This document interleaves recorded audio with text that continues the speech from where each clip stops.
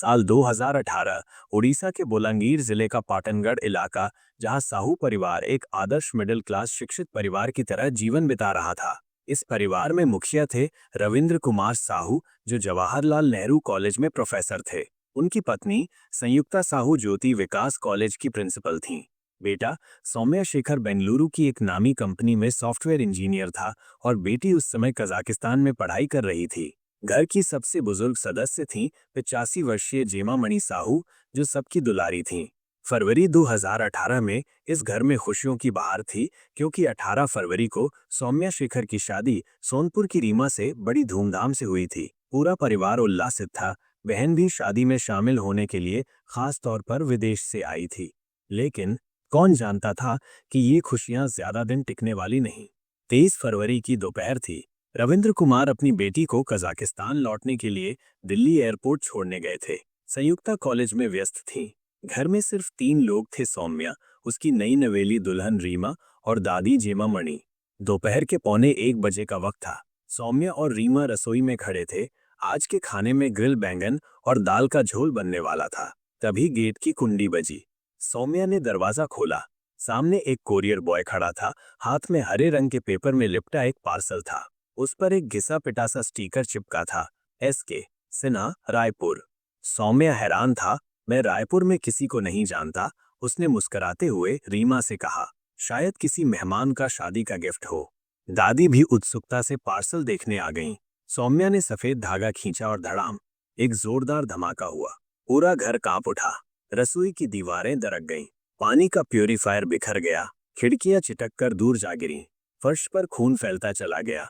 दादी आग की लपटों में घिर गईं। सौम्या का चेहरा झुलस गया। रीमा की आंखों और फेफड़ों में धुआं भर गया।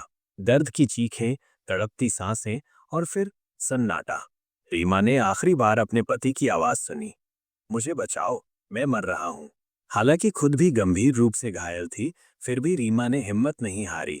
रेंगते हुए बेडरूम पहुंची, मोबाइल उठाया, लेकिन कॉल करने से पहले ही बेहोश हो गई।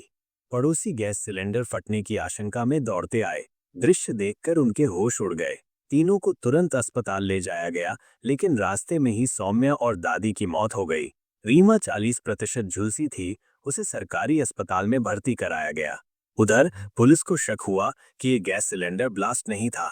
बम स्क्वाड को बुलाया गया और पुष्टि हुई ये एक विस्फोटक पार्सल था। अब सवाल ये था कि बम घर में कैसे पहुंचा। रीमा की हालत सुधरने पर उससे पूछताछ की गई।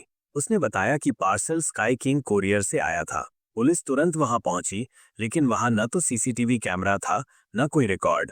पार्सल पर भेजने वाले का नाम SK सिन्हा और पता रायपुर था, लेकिन जांच में पता चला कि नाम और पता दोनों फर्जी हैं।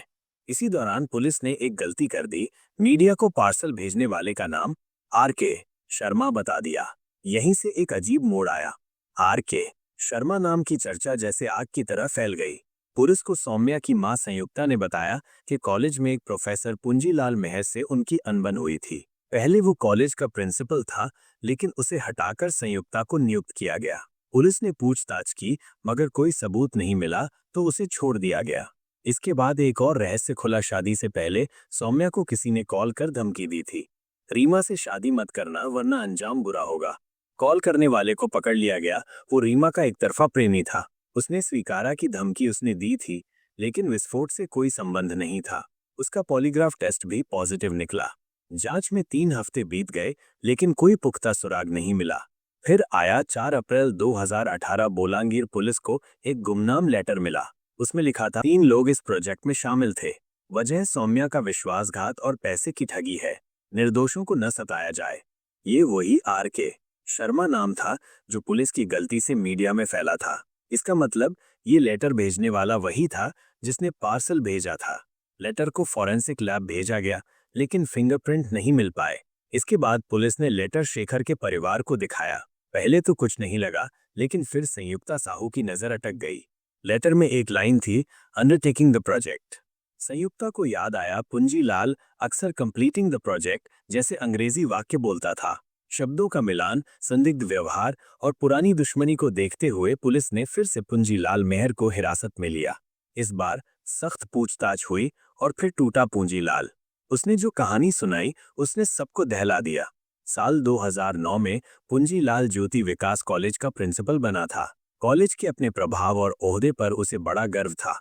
लेकिन 2017 में उसके पद से हटाकर संयुक्ता साहू को प्रिंसिपल बना दिया गया। वो इसे अपनी बेइज्जती मान बैठा। धीरे धीरे उसके मन में बदले की भावना पनपने लगी। उसने प्लान बनाया, संयुक्ता को तो मैं छू नहीं सकता, लेकिन उसके बेटे को खत्म कर दूंगा, उसकी दुनिया ही उजाड़ दूंगा। उसने फर्जी नाम और पता से कोरियर कंपनी से संपर्क किया, पार्सल में बम फिट किया जो किसी आम गिफ्ट जैसा दिखता था। भेजा रायपुर से ताकि शक न हो। नाम दिया SK सिन्हा। धागा खींचते ही बम फटता और वही हुआ।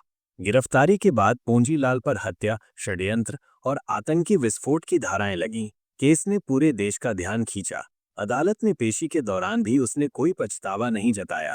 उसकी एक चालाकी ने 2 जिंदगियां छीन लीं, एक को जिंदगी भर का घाव दे दिया और एक मां के बदले की आग में जलते हुए शिक्षक को आतंकी बना दिया। और इस तरह एक फर्जी पार्सल से शुरू हुई कहानी शिक्षित समाज के एक बदले की कहानी बन गई, जहां ज्ञान का दीपक बुझा नहीं था, बल्कि अंधेरे में जल गया था।